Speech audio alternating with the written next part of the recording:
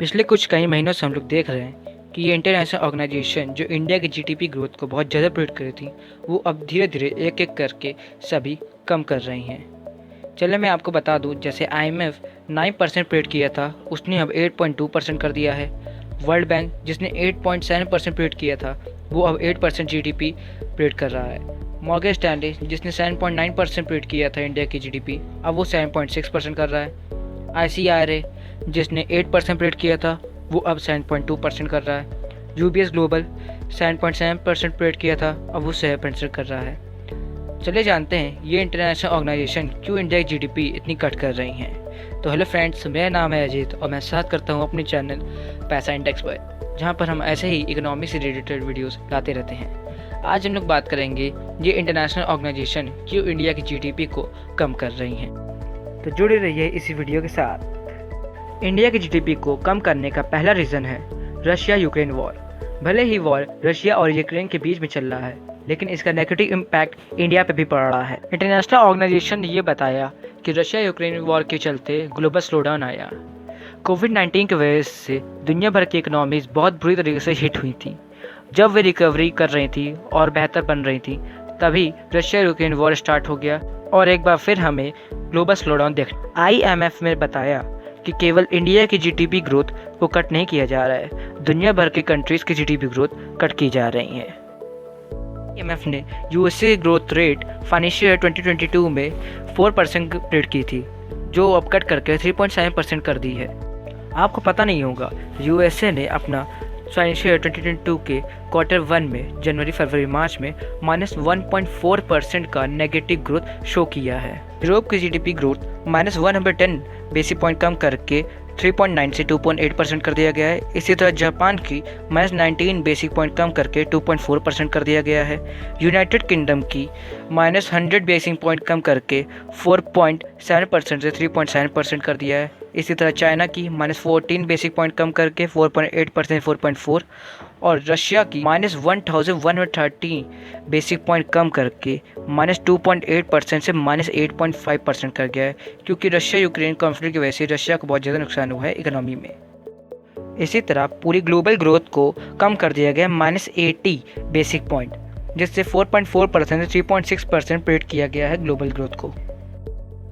दूसरा reason India की GDP को डाउनग्रेड करने का इन्फ्लेशन। पहले कोविड और अब रशिया यूक्रेन वॉर की वजह से दुनिया भर में इन्फ्लेशन बहुत ज़्यादा बढ़ी है।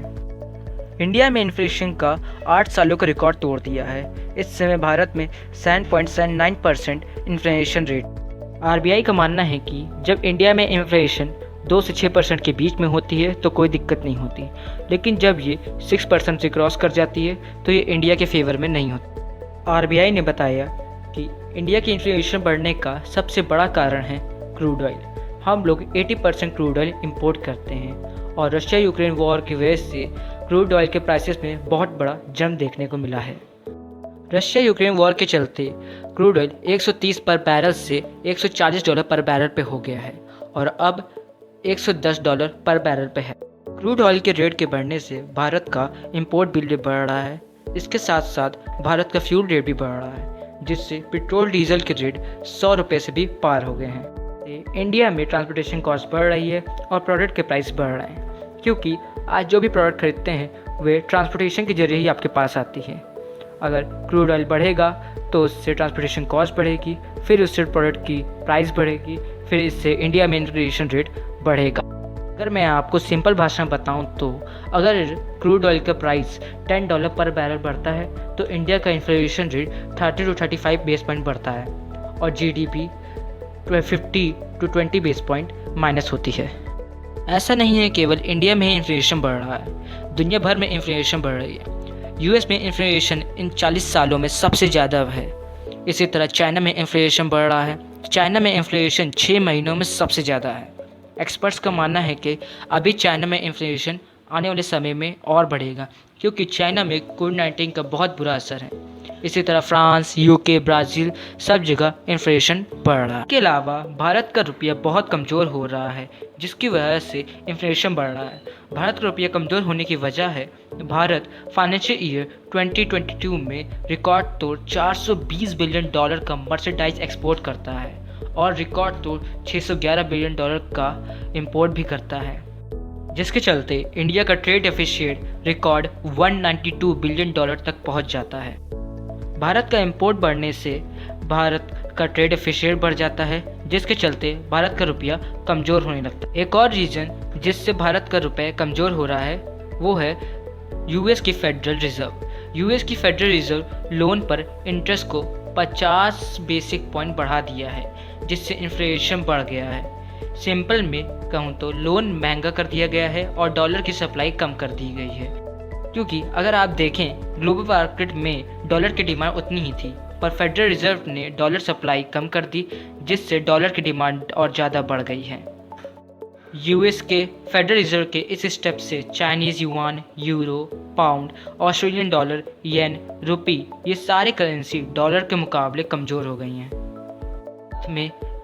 साथ में ग्लोबल स्टॉक मार्केट में गिरावट देखने को भी मिली है। तो ये है पावर अमेरिकन डॉलर की।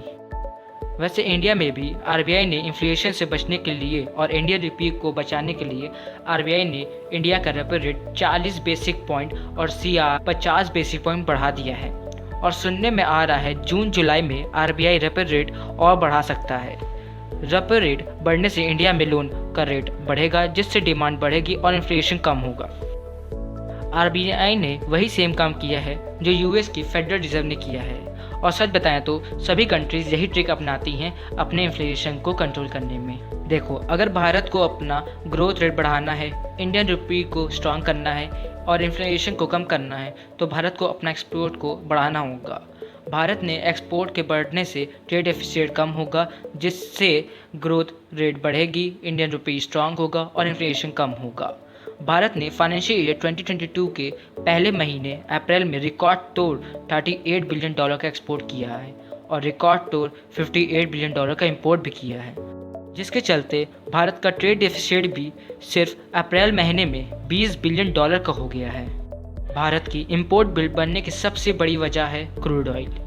भारत केवल $20 बिलियन का क्रूड ऑयल परचेस किया है। अगर भारत के ट्रेड में क्रूड ऑयल हटा दिया जाए तो अप्रैल मंथ में भारत ने $30 बिलियन का एक्सपोर्ट किया है और $38 बिलियन का इंपोर्ट किया है। अगर क्रूड ऑयल हटा दिए तो भारत की ट्रेड डेफिसिट सिर्फ $8 बिलियन का हो जाएगा। जैसे कि आपने देखा, क्रूड ऑयल के रेट बढ़ने से भारत का ट्रेड डेफिसिट बढ़ता है और जिससे इन्फ्लेशन बढ़ता है और भारत का रुपीस कमज़ोर होता है। इसी तरह अगर आप प्रीवियस फाइनेंशियल ईयर का डेटा देखेंगे तो भारत ने 2021 में $420 बिलियन का एक्सपोर्ट किया था और $611 बिलियन का इंपोर्ट किया था। इंपोर्ट में भारत ने सबसे ज़्यादा $160 बिलियन का क्रूड ऑयल इंपोर्ट किया था। अगर भारत के ट्रेड में से क्रूड ऑयल हटा दें तो भारत का ट्रेड डेफिसिट $192 बिलियन से $92 बिलियन पर आ जाएगा। अब इस सिचुएशन से बाहर निकलने के लिए भारत को शॉर्ट टर्म सोल्यूशन में रसिया से डिस्काउंट क्रूड ऑयल का डील फेस करना होगा, जिससे हमारी इकोनॉमी में ग्रोथ आए। और लॉन्ग टर्म सोल्यूशन के लिए भारत को रिन्यूएबल एनर्जी में फोकस करना होगा, जिससे भारत की डिपेंडेंसी क्रूड ऑयल पर कम हो। ये स्टेप्स कई कंट्रीज उठा चुकी हैं, जैसे यूएसए, चाइना, फ्रांस और भी कंट्रीज़। तो बेसिकली भारत को अपना एक्सपोर्ट बढ़ाना होगा और क्रूड ऑयल पर डिपेंडेंसी कम करनी होगी। अगर भारत ये स्टेप्स लेता है तो भारत की ग्रोथ बढ़ेगी, रुपी स्ट्रांग होगा और इन्फ्लेशन कम होगा।